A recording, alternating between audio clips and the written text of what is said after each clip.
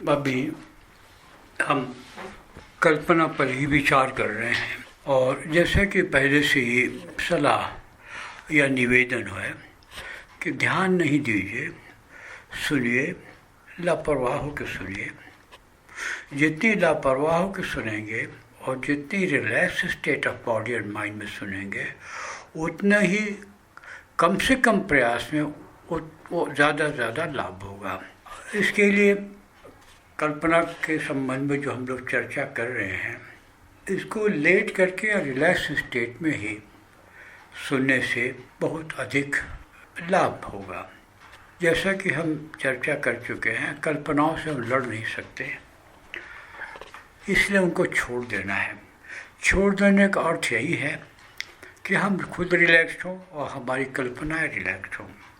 तो यहाँ पर कुछ व्यवहारिक तरीके सुझाए जा रहे हैं जो आपको उचित लगें, अथवा जितना उचित लगे और जिस प्रकार उचित लगे आप वो इसी प्रकार कीजिए। कोई हार्ड एंड फास्ट रूल को फॉलो करने की ज़रूरत नहीं है। आराम से कीजिए, जब चाहे तब कीजिए, कितना भी गैप रखिए अभ्यास में, कोई बात नहीं। दूसरा निवेदन ये है कि एक ही विषय पर अगर बार बार सुनिए रिलैक्स अवस्था में, तो वो आपके आंतरिक मन में चले जाते हैं और आपको आभास भी नहीं होता है कि किस प्रकार वो आपके जीवन में लागू हो रहे हैं। तो कल्पना की शक्तियों की हम चर्चा कर रहे हैं। कल्पना का स्वभाव हम लोग बातचीत कर चुके हैं।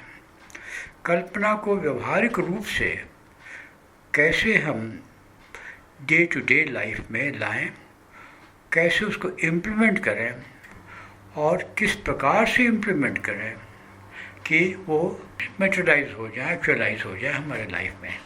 पहला निवेदन यही है कि हाथ पैर फैला के उसी समय कल्पना कीजिए। अगर हड़बड़ी में, जल्दीबाजी में कल्पना का अभ्यास हम लोग जो कर रहे हैं, उससे कोई बात नहीं, बाद में करिए, लेकिन रिलैक्स में करिए।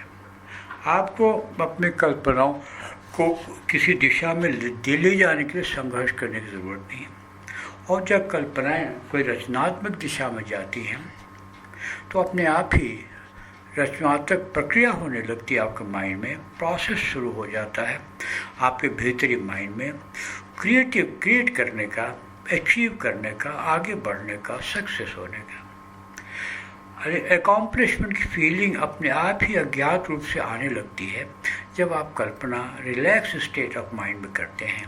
रिलैक्स स्टेट ऑफ माइंड तो वही है, सादा सा, हाथ पैर पेट के बल लग जाने को है, जो विलियम ब्राउन ने बताया या अन्य लोगों ने बताया है, आपका भी अनुभव होगा ही। और छोड़ दीजिए, सांस आ जा रही है अपने रिलैक्स वे में, कोई प्रेशर नहीं है।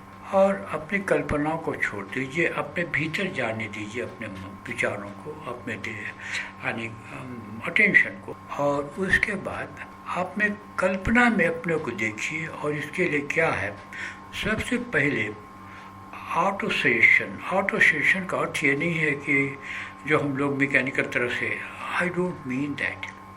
आप आशीर्वाद लीजिए। आशीर्वाद का अर्थ क्या है? अनुकूल वचन, उसका वर्ड मीनिंग है जिसका अनुकूल वचन, आशीर्वाद। आप अच्छी तरह से अभ्यास करें, परमात्मा करें, आपकी कल्पनाएं बहुत सुंदर हो जाएं, ये आशीर्वाद है। कोई हम बड़े गुरु और महात्मा और वैसे कुछ बात नहीं है। एक बच्चा भी हमें आशीर्वाद देता, एक रास्ता चलता भी आशीर्वाद दे सकता है। तो हमें आशीर्वाद किसी से भी ग्रहण करना चाहिए। आशीर्वाद की मुद्रा में आने से आप जो विचार आते हैं वो अनुकूलता की ओर बढ़ते हैं। हमने कहा कि ठीक है, आप पास हो जाओगे, बढ़िया नंबर आएगा। आपने ये सोचा, यही आशीर्वाद हुआ। अगर आप सोच लिए तो आशीर्वाद हो गया। तो जितने भी शुभ विचार हमको कहीं से आ सकते हैं, कोई भी वचन हमको याद आता है, कहा होगा बचपन में, बड़े में अनेकों लोगों ने हमको आशीर्वाद दिए हैं, लाखों लोग दिए, हमको याद ना हो लेकिन दिए तो हैं, हमें भी दिए हैं। तो उनको ये कि हमको आशीर्वाद दे रहे हैं। देवी देवता भरोसा करते हो, आप जो भी आपके विश्वास का रिलीजियस फेथ वगैरह हो, आप कोई साईं बाबा को करते हो, आप किसी को भी करते हो, कोई फ़र्क नहीं पड़ता है। आशीर्वाद इस तरह से आप जब आशीर्वाद लेते हो तो आपकी कल्पना अपने आप ही मीठी होने लगती है। I mean it becomes soothing. आप जो फाइट करते थे कल्पना को लेकर के, आपको जब आशीर्वाद का ध्यान रखते हो तो आपकी कल्पना सूदिंग हो जाती है। It becomes pleasant, it becomes favourable. जैसे फूल खिलने लगते हैं वैसे आपकी कल्पनाएं खिलने लगती हैं, उसमें अनेक प्रकार की ब्राइटनेस आने लगती है। आप जितने रिलैक्स होकर के जितनी अधिक आशीर्वाद की कल्पना करते हो, मतलब फील करते हो कि लोग आशीर्वाद देते हैं, आपकी कल्पनाएं उतनी ही सुंदर और प्लेजेंट होती जाती हैं। जब कल्पनाएं आपने अपने आप प्लेजेंट हुई, आपने तो कोशिश नहीं किया, no will power is required, आपने तो अपने आप ही ये काम किया, अपने आप ये हुआ, एफर्टलेसली हुआ। जो काम एफर्टलेस होता है वो तो क्रिएटिव अपने आप ही हो जाता है। कल्पनाएं क्रिएटिव हो जाती हैं। जब आपकी कल्पनाएं क्रिएटिव हो जाती हैं, इस प्रकार के प्रगति करने से अपने भीतर आपको जो काम है, आप कल परीक्षा देने हैं या 10 दिन बाद परीक्षा देने को है, आपको कोई इंटरव्यू में जाने को है, आपको कोई मतलब बड़ी जगह में चैलेंजिंग स्टेटमेंट देना है या कोई ऐसी बातचीत करना है, या आपको ट्रेन से जाना है, अनेक प्रकार के, चाहे आपकी कोई भी उम्र हो, आप उसको मात्र चित्र बनाइए कि आप ये काम कर रहे हो और आराम से कर रहे हो। कब कर रहे हो ये कोई महत्व नहीं रखता, ये हर एज में काम आता है। एक बुज़ुर्ग रेलवे से रिटायर्ड, ट्रेन में तो कोई परेशानी है उनको, वो मस्त पेंशन लेने जाना होता, और छोटे से मतलब एक कस्बे में रहते थे और जो ऑफिस था रेलवे का वो 2-4 स्टेशन के बाद ही था, लेकिन उनको बड़ी परेशानी होती थी। अब जाएंगे, नहीं आज नहीं जाएंगे, आज तो पानी बरस रहा, नहीं आज तो मूड नहीं है। ऐसे अपना पेंशन लेने के लिए उन सीनियर सिटीजन को बेचैनी लगती थी। उनको इतनी सलाह दिया गया कि आप मात्र कल्पना कर लीजिए कि आप आराम से तैयार हो रहे हो, आप स्टेशन जा रहे हो, ट्रेन में बैठ रहे हो, आप वहाँ उतर रहे हो, आप बड़े आराम से बड़े रिलैक्स वे में आप जा रहे हो, अपना पेंशन पुराने दोस्त से मिल रहे हैं, बड़ा अच्छा लग रहा है, और इस तरह से आपका एक आउटिंग भी हो रही है और लोगों से मिल भी रहे हैं आप। और इसको आप ये एक, और दूसरा कि जब आप जाना है तो सोचिए कि वातावरण बहुत अच्छा है, कभी पानी बरसता है, कभी धूप रहती है, कभी कोई हल्ला गुल्ला ज़्यादा रहता है, आपको कभी बैठते हो ट्रेन में तो जगह कभी मिलती है ठीक से, कभी नहीं मिलती है, कभी एसी में जगह नहीं थी, कभी नहीं मिलती है, लेकिन आप सोचो कि सब कुछ प्रेजेंट है। जाना तो आधे घंटे 45 से ज़्यादा ट्रेन में लगता नहीं, और वहाँ से आने में भी ट्रेन से 45 से ज़्यादा लगता नहीं, बाकी आधा घंटा उधर, 1 घंटा टाउन में, इधर में थोड़ा 10-5 मिनट। ये सारा आप कल्पना में चित्र बनाइए, चित्र में देखिए कितना सब कुछ प्रेजेंट है, कितना सब कुछ सरल है, कितना सब कुछ वेलकम है जो कुछ हो रहा है। जहाँ तक हमको याद है, उन्होंने कहा कि हाँ, मैं तो जिस दिन सोचा था गया, बड़ा अच्छा लगा। इसके पहले हमको बहुत प्रॉब्लम होता था। एक छोटी सी बात, हम लोग चलते फिरते कहीं मॉर्निंग वॉक में उनसे भेंट हुई थी। It's so simple. तो ये कि जो भी हमको टुमारो, डे आफ्टर, अगले महीने जो भी हमको करना, हम चित्र बनाएं और उस चित्र को एक जीवंत, लाइव, कि हो रहा है ऐसा किस्म का। Things are very pleasant. अब हमारे लिए चीज़ें बहुत मीठी हैं, बहुत अनुकूल हैं, हमारे अनेक प्रकार के आशीर्वाद हैं जो ये सब कुछ होगा। ये सब कुछ कल्पना में ही आप कर रहे हो। और इस प्रकार के अनेकों उदाहरण, सैकड़ों उदाहरण हैं, और इससे इतना आसान सब कुछ लगता है। हमें ट्रेन जर्नी करने में कभी परेशानी होती है, घबराने लगते हैं हम। कभी हमको परीक्षा में कुछ फील होता है, बाप रे तैयार है, टॉपर है, मगर फिर भी घबराहट होती है। ये नेचुरल है, इसके लिए कोई वो नहीं।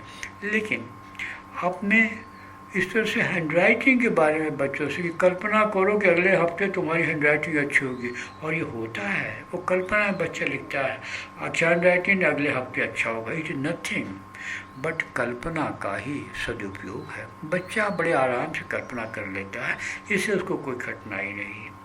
आप औरतें बड़े आराम से कल्पना करती तो उनके भी, लेकिन जब हम तार्किक बुद्धि बहुत रेशनलाइज करने लगती चीज़ों को, तो रीज़न और कल्पना में ज़रूर थोड़ा सा, तो उसमें रिलैक्स स्टेट में कल्पना की ओर हम बढ़ें।